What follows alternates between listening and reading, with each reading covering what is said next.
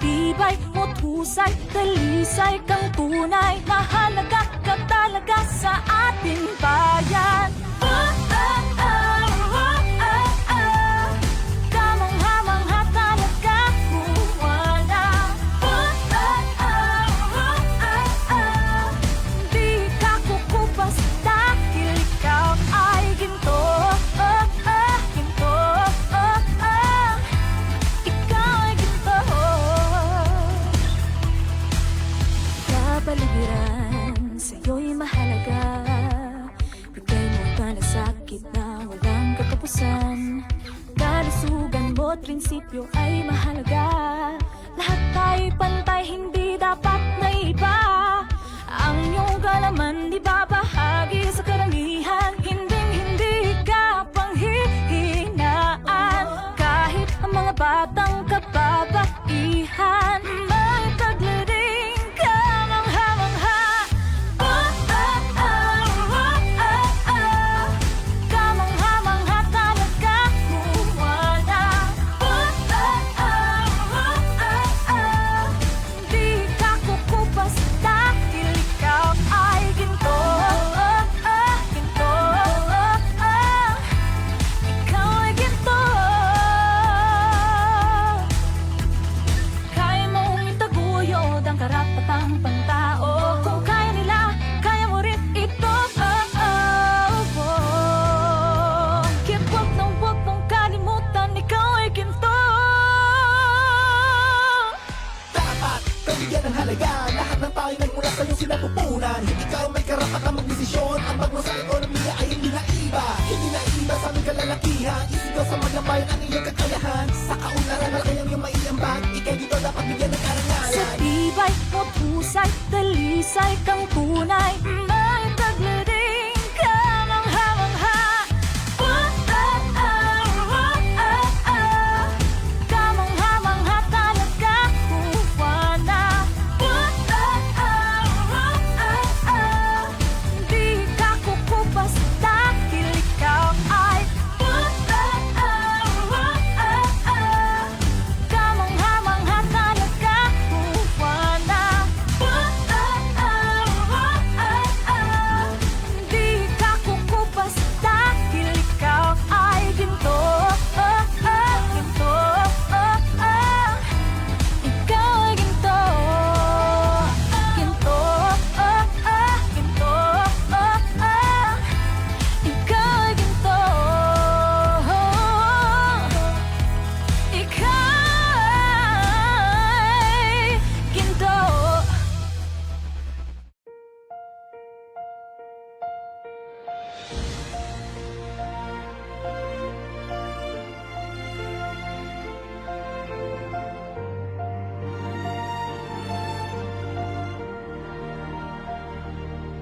Sa silangan ay may liwanag na sumisili.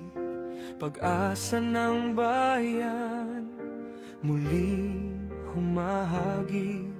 Sa bawat kawani na handang magsilbi, dala ay puso. Dangalang sinasabi, Hindi lang trabaho, kundi isang panata para sa Diyos, sa bayan at sa masa.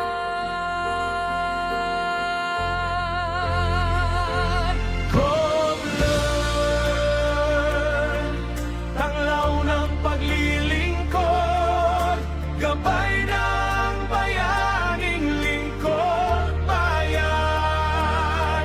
Sa matuwid na daan, tayo ay titindig. Koblan, para sa bayang inibig. May mga pagsubok, tukso sa landas, ngunit integridad ang ating lakas. Kaalaman ay palawakin, isip ay hasain. Ang tama at totoo ang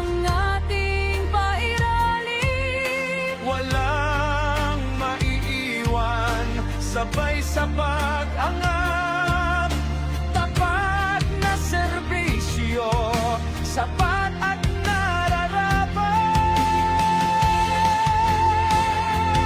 GovLearn, tanglaw ng paglilingkod, gabay ng bayaning lingkod bayan. Sa matuwid na daan, tayo ay titindig. GovLearn, para sa bayang inibig.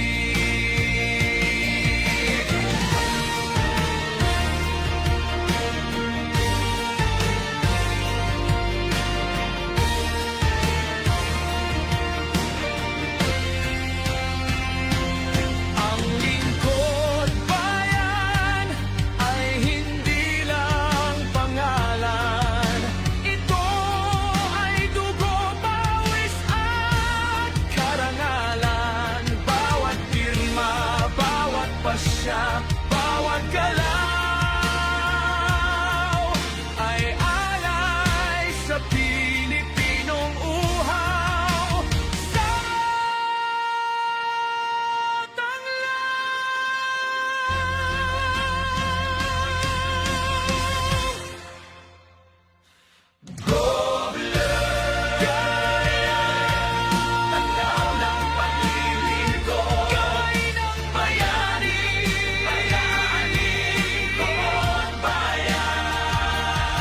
Sa matuwid na daan, tayo ay titindig. GovLearn, para sa bayang inibig. GovLearn, para sa bayang inibig.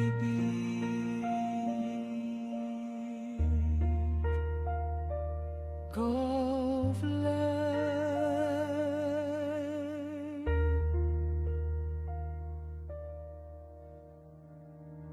Welcome to govlearn.ph.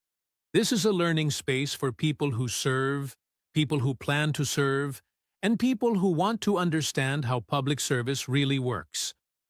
Dito, pinag-uusapan namin ang rules, systems, skills, and decisions. Hindi lang concepts. Totoong trabaho, totoong lessons, totoong pananagutan.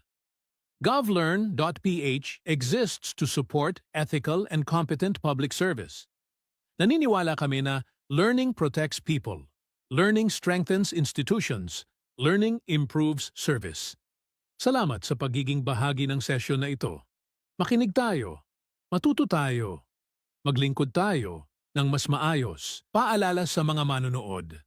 Ang mga pananaw at opinyon ng host at panauhin ay sarili nilang mga pahayag at hindi kinakailangang sumasalamin sa opisyal na posisyon ng govlearn.ph o ng kanilang kinabibilangang ahensya. Ang talakayan ay para sa pagkatuto at pag-unawa. Pinapayuhan ang mga manonood na gumamit ng wastong pagpapasya.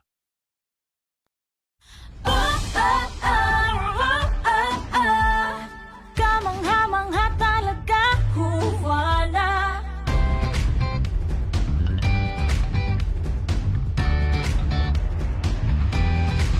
Ang kahirapan, kaya mong labanan. Ang iyong karapatan, hindi mo bibitawan. Ang karahasan, di mo papayagan. Ang iyong kaalaman ay sadya mong yaman. Sa dilim mo papansin ang iyong taglay na liwanag. Kumikinang umaapaw sa kagandahan. Sa tibay mo't husay, talisay kang tunay. Mahalaga ka talaga sa ating bayan. Kamangha-mangha talaga, huwala. Di ka kukupas dahil ikaw ay ginto. Ginto. Ikaw ay ginto. Kapaligiran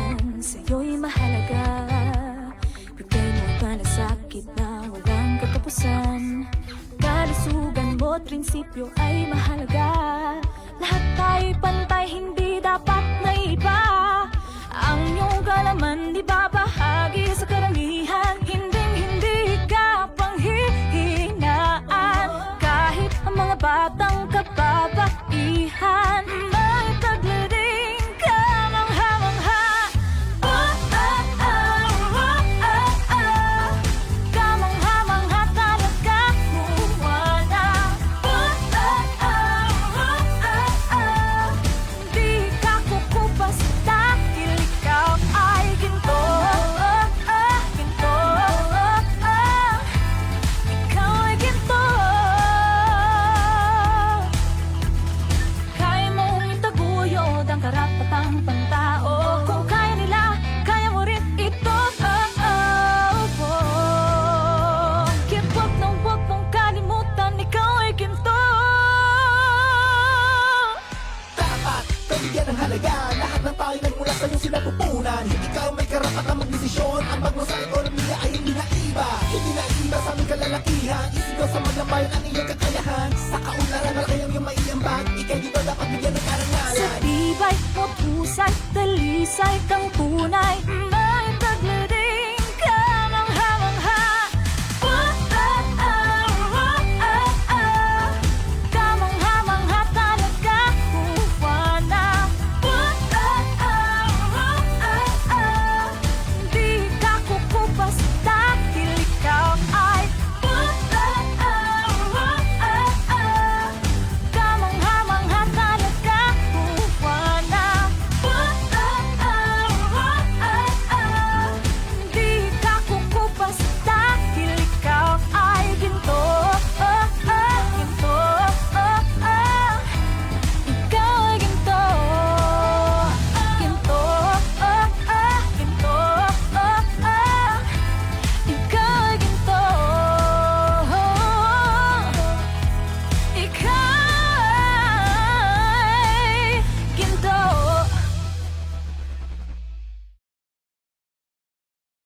Magandang araw po sa inyong lahat. Welcome to govlearn.ph Women's Month Special.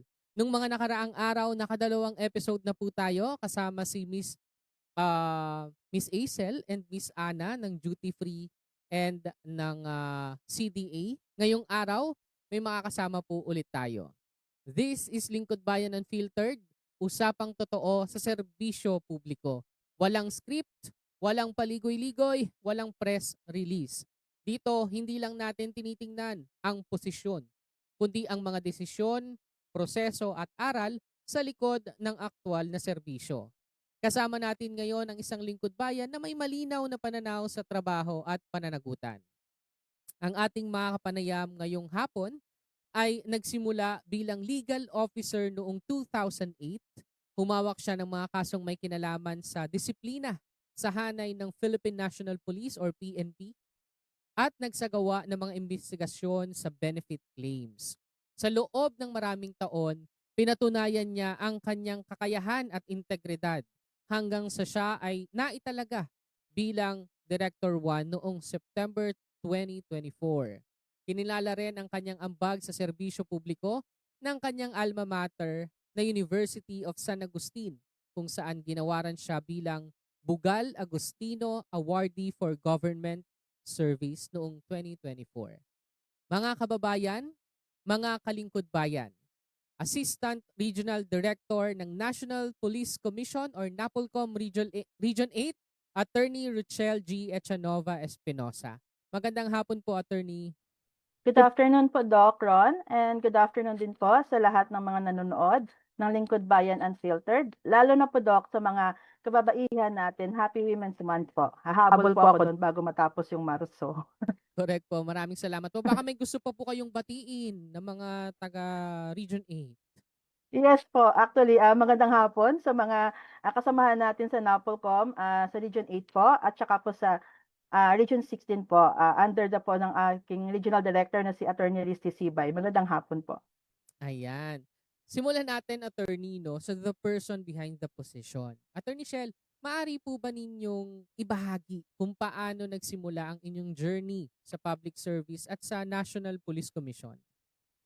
Okay po, Doc. Actually, it was in 2006 talaga, after ko mag-take ng oath as a lawyer. Siyempre, mga bagong lawyers, wala pa yung mga trabaho, naghahanap talaga yan. So, pumunta ako sa Civil Service Commission na office at nakita ko doon sa mga binibigay nilang booklet na may mga vacant positions. Nakita ko doon may NAPOLCOM, Region 6, naghahanap ng 3 lawyers. So, nag-apply ako. However, medyo matagal yung processing kasi nga alam naman din sa government, di ganun kadali. So, may nag-offer sa akin na professor ko na merong isang law office. So, I decided na pumasok na lang muna doon for 2 years. Kaya lang naisip kong mas gusto ko yung maging sa government. Kaya noong 2008, after 2 years of private practice, tumawag ako ulit sa NAPOLCOM if meron pang vacancy. And siguro meant to be talaga kasi nung tumawag ako doon, sinabi sa akin na andun pa, meron pang isang spot. Kaya tinuloy ko hanggang sa yun na nga, history na talaga na nandoon na ako sa NAPOLCOM at napagmahal na rin ako sa NAPOLCOM talaga. And alam Oo. naman po natin, no, na ang NAPOLCOM or PNP ay kinalakihan natin na lugar ng mga kalalakihan. Pero bilang Yes po. isang babaeng leader po sa larangan ng police governance, ano po yung mga karanasan po ninyo na humubog sa inyong pananaw sa accountability at public safety? Actually, Doc Ron, kasi dito sa NAPOLCOM, I'm happy with NAPOLCOM kasi actually sa 2 regions na pinanggalingan ko, mostly po female-dominated po. Yun po yung sinasabi natin na puro halos maraming babae sa organisasyon na nagsusupervise sa isang male-dominated organization. So, isa din po yung masaya ako kaya pag sinasabing leader, hindi po kami women leaders, but we are leaders na mismo in our own way na din.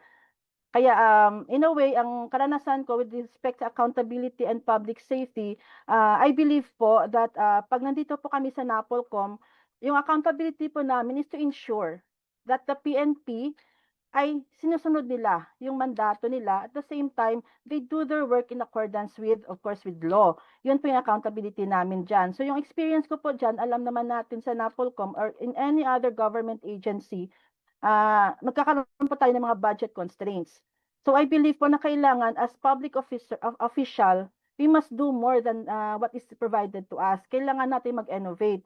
So yung ginagawa po namin as my experience po, to ensure po na makapagbigay kami ng mga gandang programa at activities sa PNP para sila din po ay magiging magawa din nila yung role nila, ay nagko-conduct po kami ng coordination, collaboration with other partner agencies to ensure po na magiging successful yung mga activities namin for the benefit of the PNP, which will ultimately lead down din po sa benefit ng community natin. So, isa po yon. At the same time, isa din pong ako po kasi I'm really advocating for personnel development. Alam ko kasi pag ang mga personnel ng NAPOLCOM are personally equipped with the trainings needed, mas magiging magiging example din po kami sa PNP who is our primary clientele. So, yun po yung gusto kong yung ginagawa ko ngayon, and I'm thankful din po sa govlearn.ph dahil nga po nagpo-provide kayo ng mga courses that actually po naisama na po namin sa NAPOLCOM Region 8, particularly yung programs ninyo, at marami na po kaming nag-join dyan sa mga courses na ino-offer ninyo. Opo, that's among the experiences po namin. Yes po, totoo yan, Attorney Shell. Kanina po, katatapos ko lang sa isang webinar, meron pong taga NAPOLCOM po. Yes po. Opo. Ayun, Attorney Shell, para po sa kaalaman ng publiko. Kasi yung iba medyo naliligaw nalilito sa PNP at NAPOLCOM. Isa lang ba to o magkahiwalay? Ano po talaga yung papel ng NAPOLCOM sa sistema ng law enforcement sa ating bansa? Opo, NAPOLCOM is the agency mandated po ng ating 1987 Philippine Constitution to supervise and control the Philippine National Police. Nakasaad po diyan sa Article 16, Section 6, the state shall establish and maintain one police force which shall be national in scope and civilian in character to be administered and controlled by a National Police Commission. Doon po namin kinuha yung mandato namin.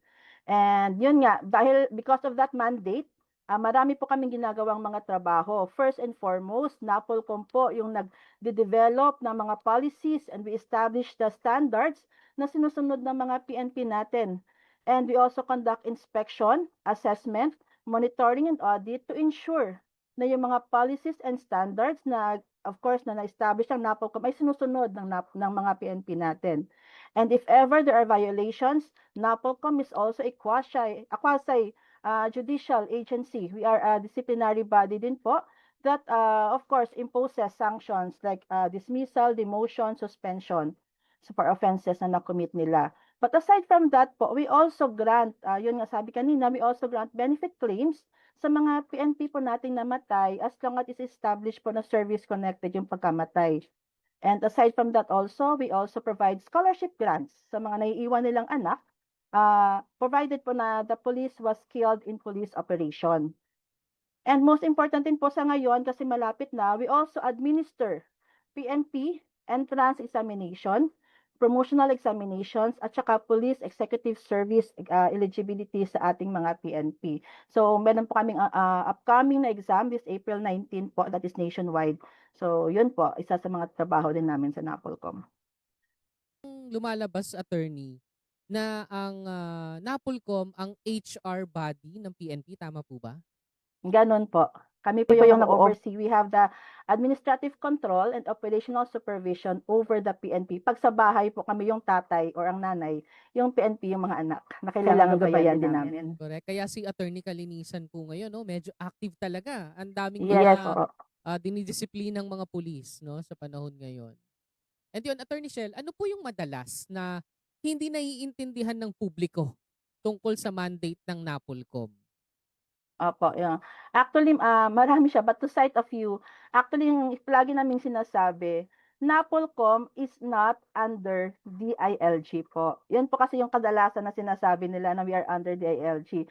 Ang nangyayari po kasi niyan, NAPOLCOM is an attached agency of DILG for the purpose of program and policy coordination. So it follows din po na dahil hindi kami under sa PNP, but we have operational control and supervision over the PNP, DILG also, or on the other hand, PNP is also not under DILG. PNP is under NAPOLCOM, which is an attached agency of DILG. Yan po yung isang misconception na gusto din po namin i-correct. At the same time, another is yung yung sinasabi nating hindi po kami mga pulis sa NAPOLCOM. We are all civilians po. And we are headed, of course, by a civilian chairperson that is in the person of our secretary of the DILG.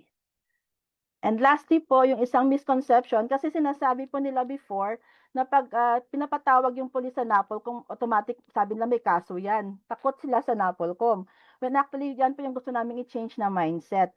Kasi po NAPOLCOM is not a fault-finding commission, but sinasabi namin kanina, we are here to guide, to ensure na nasusunod ng PNP yung mga patakaran na dapat nilang sundin. So yun po yung gusto namin isi-set na mindset. Kaya nga yung aming vice chair ngayon na si Kalinisan, ito talaga yung palagi niya sinasabi kapag nagkakausap siya sa mga PNP, sinasabi niya talaga na hindi niyo kami kaaway, kami sa NAPOLCOM ay kakampi po ninyo.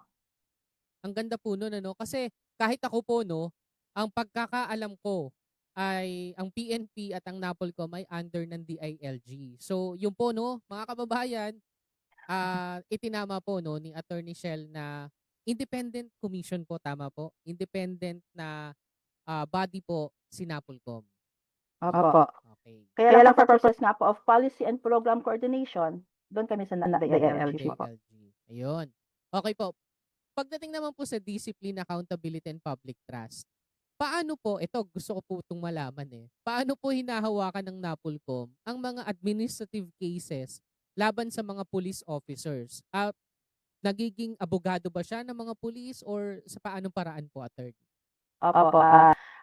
Yung aming disciplinary authority over the PNP, we are guided po ng aming circular, NAPOLCOM Circular 2016-002, which provides po sa procedures on how to handle summary dismissal cases. Yung sa amin po kasi summary siya, hindi siya full-blown hearing, walang trial type hearing po dito. So kapag nag-file po kayo ng complaint sa NAPOLCOM, i-evaluate po yan, magkakaroon po ng pre-charge investigation to determine if may probable cause po ba na yung police na may pinafile ng kaso ay talagang may posibilidad na siya yung gumawa ng violation. Then after that, if nakita po na may probable cause, ginagawan po yan ng formal charge. After that formal charge po, magkakaroon lang po kami ng isang preliminary conference lang po to affirm or to ipa-affirm sa mga complainant or sa mga witnesses niya yung kanyang mga sinabit na mga documents. And after that po, magpapasubmit na kami ng position paper and of course, submitted for resolution na. Yung sa regional office po, kami po before, yung mga summary hearing officers, we are only doing a recommendation po. But ultimately po, the one who decides cases against PNP is the commission and bank namin. But I also would like to point out, Doc, that NAPOLCOM is only one of the many disciplinary bodies watching over the PNP po. We have our chiefs of police, we have our mayors, we have People's Law Enforcement Board, of course, we also have the ombudsman. So ang dami po nagbabantay sa PNP. And yun po, speaking of pagbabantay, ano po yung karaniwang issue ngayon na kinakaharap ng mga pulis natin pagdating sa discipline and accountability? Opo. Actually, like sa amin sa NAPOLCOM kasi, yung mga issues namin na medyo nahirapan kami initially is minsan may mga complainants po tayo na takot mag-file ng complaint against sa PNP. Kasi nga, syempre, PNP sila. Iba yung mga kakayahan na pwede nilang gawin. So, yung fear of retaliation ng ating mga clients, nandoon yun. But we try to at least kaya nga ngayon we try to influence yung mga complainants natin to stand strong, maging matapang sila sa pag-file ng complaint kasi hindi natin mababago yung sistema o yung mga maling ginagawa ng mga PNP if wala talagang may mag-stand out at magreklamo. At the same time po, I'm happy also kasi before, one of the issues namin sa police accountability is yung delay sa pag-decide ng mga kaso. Nagkaroon po kami last year ng ang daming pending cases as way back as 10 years ago, 15 years ago. But we are happy that with of course, our Vice Chairperson Kalinisa, nag-stand declaration po siya that by December po magkakaroon po kami ng zero backlog of cases sa NAPOLCOM. And we did that po. With the support, of course, ang grabe yung trabaho din ng mga commissioners natin, ng mga staff ng Legal Affairs Service, and of course po ng mga regional lawyers. Lahat po kami ay nagpuyat po para matapos po yung mga pending cases natin. And we are happy that nung December nga po ay nakapag-declare si Vice Chairperson Kalinisa namin na zero backlog na po kami. However, Doc, that is only the beginning. The question now is yung paano namin na-maintain na hindi na siya babalik ulit na mag-clog ulit yung mga cases namin. So, one of the initiatives din ng ating commission, magpasalamat kami sa mga commissioners namin na masisipag, ongoing pa rin po yung kanilang en banc deliberations para hindi na po mag-plug up na yung mga pending cases natin against the PNP. Opo, totoo yun kasi kung nagawa po yun last year, na naubos, yung mga backlog, sobrang, ewan ko, iniisip ko ngayon, baka wala na po kayong tulog, kayong mga na lawyers po, under ng NAPOLCOM. Pero ito po, attorney, kasi marami tayong mga taga-subaybay, taga-nood ng Lingkod Bayan Unfiltered na hindi alam kung paano magre-report. Paano po kaya, para po sa mamamayan natin, kailan at paano nila dapat lumapit? Paano sila dapat lumapit sa NAPOLCOM kung may reklamo laban sa isang police personnel? Opo. If they feel po na na-aggrieve sila, na-violate yung rights nila against ng isang PNP po, anytime po pwede silang lumapit. We have 18 regional offices ng NAPOLCOM. We also have the NAPOLCOM Central Office who also accepts complaints. Meron kaming one-stop shop doon na nag-accept ng lahat ng mga complaints. If the complainant ay medyo syempre alam naman natin meron tayong mga kasamahan na they are not able to prepare pa ng mga affidavits nila. Parang gusto lang nilang mag-vent out na may reklamo sila against sa police. Pwede po silang dumirekta pumunta sa NAPOLCOM at i-assist po sila sa pag-prepare ng kanilang mga affidavits po.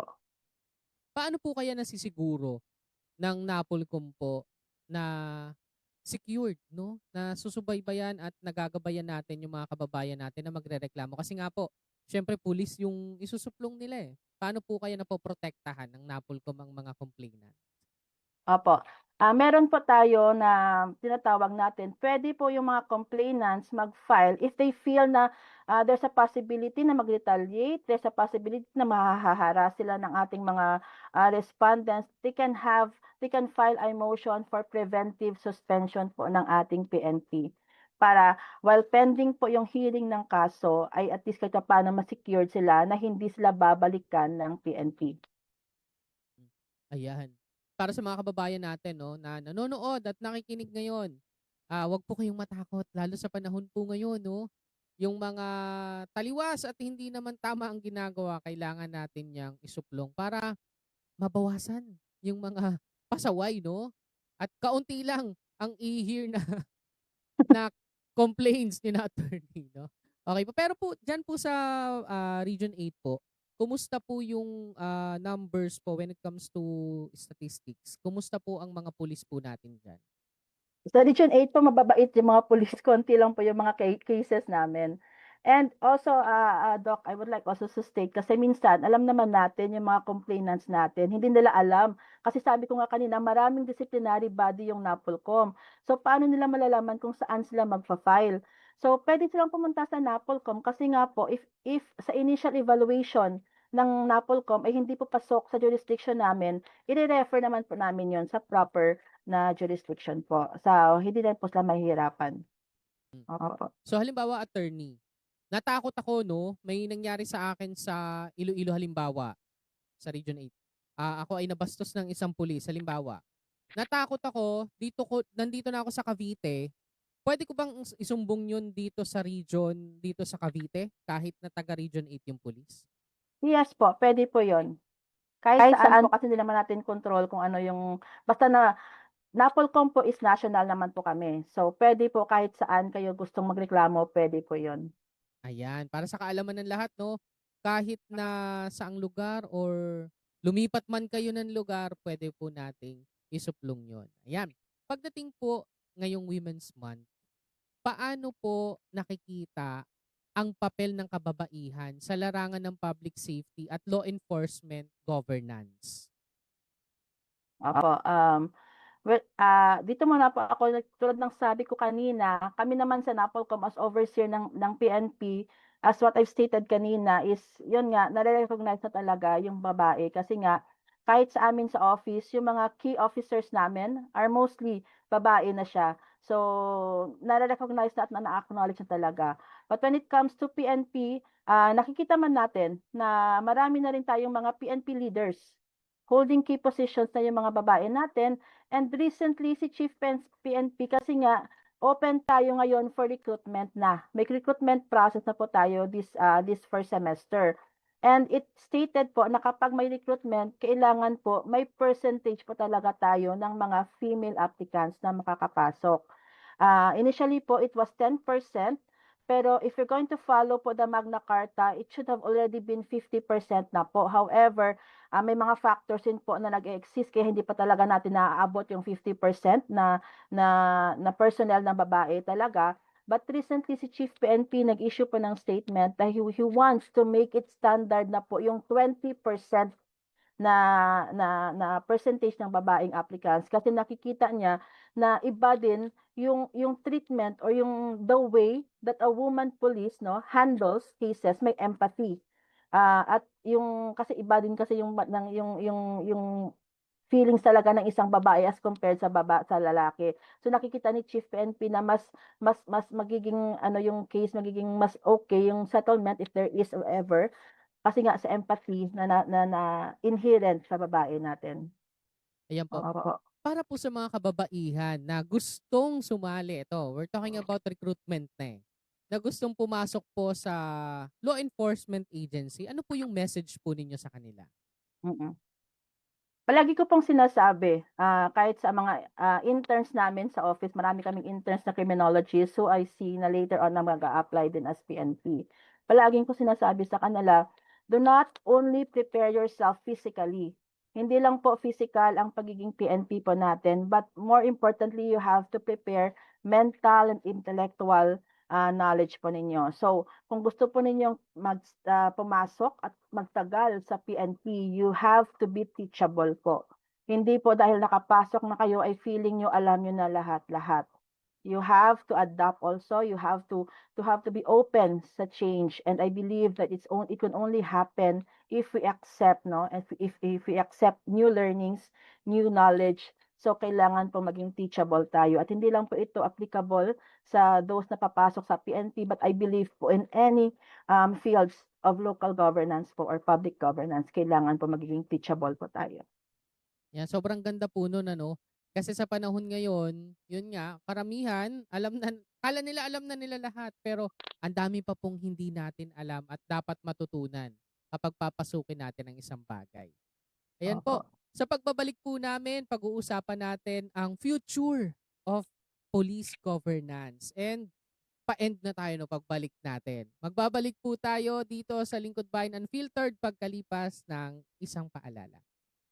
Arestado ang umano sa operasyon laban sa droga. Sospek sa pamamaril sa Tanawan, Leyte. Matagumpay na natulungan ng Police Regional Office 8 Gawa ang Jacob Scared to Serve and Share ay patuloy sa pagserbisyo ng may malasakit sa gitna ng sakuna.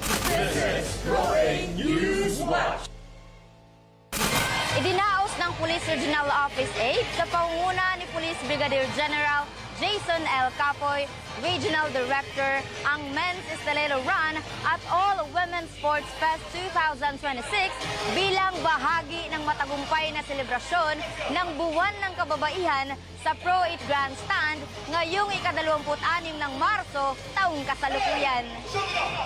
Nagsimula ang programa sa Zumba Lakas Juana, kasunod ang maikling programa kung saan nagsilbing guest of honor at speaker si Honorable Cariza Manook Fondozo, Judge Branch 6, RTC Tacloban City. Isa sa mga tampok na aktibidad ang All Women's Sports Fest bilang simbolo ng suporta sa kababaihan at pagpapalaganap ng gender sensitivity. Ayon kay RD Capoy, ang selebrasyong ito ay patunay ng pagbibigay halaga ng Pro 8 sa pantay na karapatan ng kababaihan at pagkilala sa kanilang kontribusyon sa organisasyon. Aniya, patuloy naming isinusulong ang respeto, pagkakaisa at inklusibidad sa hanay ng Pro 8. Sa pamamagitan ng ganitong inisyatiba, patuloy na pinapalakas ng Pro 8 ang moral at pagkakaisa ng mga kapulisan habang isinusulong ang pantay na oportunidad para sa kababaihan sa hanay ng pulisya.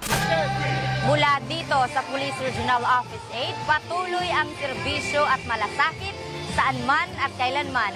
Taglay ang diwa ng bagong PNP para sa bagong Pilipinas, serbisyong mabilis, tapat at nararamdaman.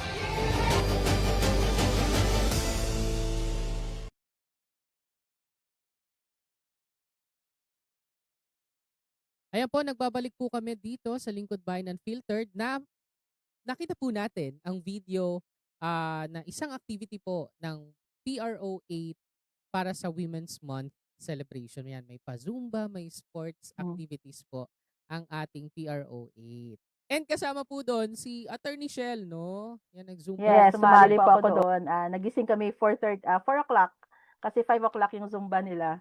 And follow na ng mga activities. Nagkaroon silang stiletto run, volleyball, pickleball. Maganda, magaling. Opo, ayan.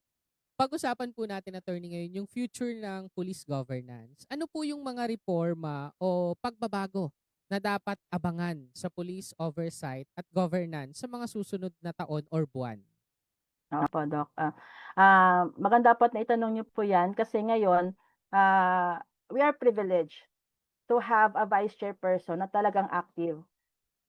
Kasama ng kanyang mga commissioners, marami po silang mga na-i-introduce na mga changes that is also for the good not just of NAPOLCOM but also of the PNP. Aside po sa significant na accomplishment ng zero backlog, yun yung sinabi ko kanina, magko-continue po yung to ensure na hindi na po marami ulit yung magpe-pending na mga kaso. Yung NAPOLCOM po ngayon is nagkakaroon po kami ng human-centric approach. Hindi na po nung tulad before na pag sinasabi mong NAPOLCOM parang, oh, gawin nyo to, gawin nyo yan. Eh, pag hindi nyo nagawa yan, ipe-penalize namin kayo. Pag hindi kayo nagko-comply sa mga standards, ma-report kayo. But we want to move an extra mile ngayon. So nangyayari ngayon, yung aming head office, yung central office namin ay nagkakaroon ng collaboration, partnership sa agencies, sa organizations for the benefit po of not just of NAPOLCOM but of PNP. At the same time po, Doc, with respect po ito, specific po ito sa grant of scholarships. Kasi before, yung pag-release ng mga scholarship payments ng ating mga scholars is between NAPOLCOM and the student. Kaya minsan, nape-pressure po yung student natin na mag-exam na ako, kukunin ko pa yung bayad ko sa NAPOLCOM para matuloy yung exam ko. But now, isa din pong move ng ating head office, of course, under Vice Chairperson Kalinisan, that we will have ay direct link na po sa school mismo. So yung nangyayari po ngayon sa mga scholars natin, malaking tulong sa kanila that during exams, hindi na po sila magpahabol sa NAPOLCOM. It's already between NAPOLCOM and the school. Kami na pong direct na magbabayad ng payment sa school para yung atipagin na lang nila is yung pag-aaral nila. And marami na pong scholars yung NAPOLCOM at ang iba po doon ay naging personnel din po ng NAPOLCOM ngayon. So, yun po yung mga yung NAPOLCOM po ngayon is maraming plano and hopefully those plans will really come into effect po. And I'm sure po ngayon, pinagawa na po ang mga steps to ensure that. And yun po, no, marami din pong mga programs ang atin pong NAPOLCOM and ang PNP. Visit nyo lang po yung mga regional pages po kung saan po kayo kasama, kung saan po kayo kabilang. Tapos may mga videos po doon. Tapos kung gustong magpa-scholar, meron din pong steps, may process din po. Makikita po natin doon sa mga page. Okay po. Meron po tayong pa-shoutout watching from Tacloban, M. Gracia, and watching from Pasay, Pam Purple Pam. Hello po, magandang hapon po sa inyo. Okay po, punta po tayo sa quick fire. Kung si Tito Boy Abunda, meron po siyang fast talk. Kami po dito sa Lingkod Bayan Unfiltered, meron kaming quick fire. 3 question lang po ito, attorney. 1 word to describe public service. Sacrifice. Sacrifice. Pinaka-challenging part ng trabaho. Being the police of the police. You have to set an example po talaga. Ang susundin nila. Okay po. Pinaka-fulfilling part ng trabaho. Yung kasi nga despite the mga issues na ginagawa against the PNP, pag makikita po namin na may restoration ng public faith and trust sa PNP through our help po is magandang feeling na po yun para sa amin. Fulfilled na po kami doon.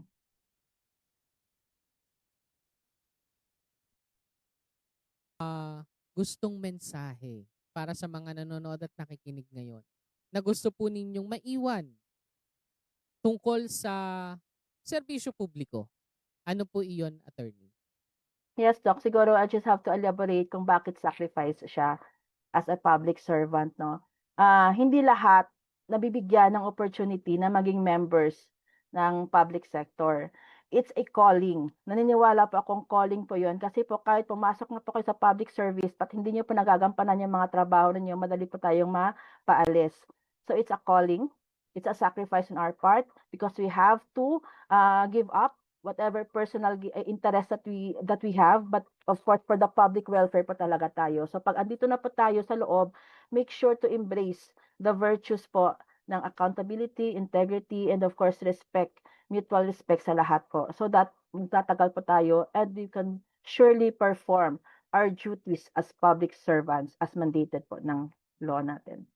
Ayan. And baka may gusto po kayong message sa mga taga PRO8 using your language po, okay lang po yan, attorney. Para po sa kanila. Ano po ang inyong message sa kanila? Actually po kasi, Doc, Ilongga ako. Kaya kahit ako, nahihirapan ako meron na po ako na-learn sa Pro 8. Maupay na hapon sa lahat ng taga Pro 8 po. At saka, of course, sa Regional Office 8. Yung mga nanonood po ngayon, most of them are, of course, personnel from NAPOLCOM Regional Office 8. Magandang hapon po sa inyong lahat. And I hope na nabigyang justice natin yung ating office through this interview. And of course, shout out din po ako, Doc, sa mga taga Region 6 po na mga kaibigan natin from NAPOLCOM are also watching. Ayan. Okay po, maraming salamat po, Attorney Shell, no, sa oras po ninyo. Ang ginawa, actually po, itong Women's Month Special, suntok sa buwan po ito. Late na namin na realize na dapat meron kaming Women's Month special kasi naging busy din po ang daming speaking engagement talaga. Yes. Tapos kaya later na lang po, later part ng month na lang, na-fulfill itong Women's Month special. Pero salamat po kasi in-accept nyo po ang aming invitation. Yes po, Doc. Actually kami, we're happy kasi nga po, gusto namin na yung NAPOLCOM, hindi lang po nila alam kung ano yung NAPOLCOM. Gusto po namin is mararamdaman din nila kung ano yung NAPOLCOM. And this is one way, no, of informing the public that there is a NAPOLCOM that exists, that is working, and of course, for the benefit po ng ating community. And believe din po ako sa iyo, Doc, kasi ang dami mong speaking engagement, ang dami mong lectures, at you still find time talaga to interview us, no, to give us the interview time. Oo, thank you very much po. It's an honor our part also. Thank you so much po, Attorney Shell. And next month po, babalik tayo sa Season 2 ng Lingkod Bayan Unfiltered. Meron po tayong 3 senador, 2 kongresista at 4 na mayor na makakakwentuhan next month. Sana po ay kayanin ng powers natin. Okay po. Ayan. Bago po tayo magtapos sa episode po natin, mamaya pong 5 p.m. makakasama po natin si Attorney Shan Tanaka Montefrio, Attorney 3 ng GPPB-TSO. Ayan, medyo magandang kwentuhan din po ito kasi procurement ang pag-uusapan at isa po si Attorney Shan sa mga isa sa mga nag-ayos no ng IRR ng procurement, ng bagong procurement law natin. Makakwentuhan po natin si Attorney Shan mamayang 5 p.m. Ayan po, muli po, maraming salamat Attorney Shell sa inyong oras at panahon at pagbabahagi ng mga insights po mula sa NAPOLCOM. Thank you din po, Doc. And of course, hopefully, magkita tayo. Hopefully po, Okay, malapit Doc. na po yan. Okay po. Sa Lingkod Bayan Unfiltered, nakita natin ang serbisyo publiko ay hindi lang posisyon, kundi araw-araw na desisyon. Maraming salamat po ulit kay Attorney Shell sa pagbabahagi ng oras, karanasan at pananaw. At salamat sa lahat ng nanood hanggang sa susunod na Lingkod Bayan Unfiltered mamayang 5 p.m. dito sa govlearn.ph, usapang totoo, serbisyong may pananagutan.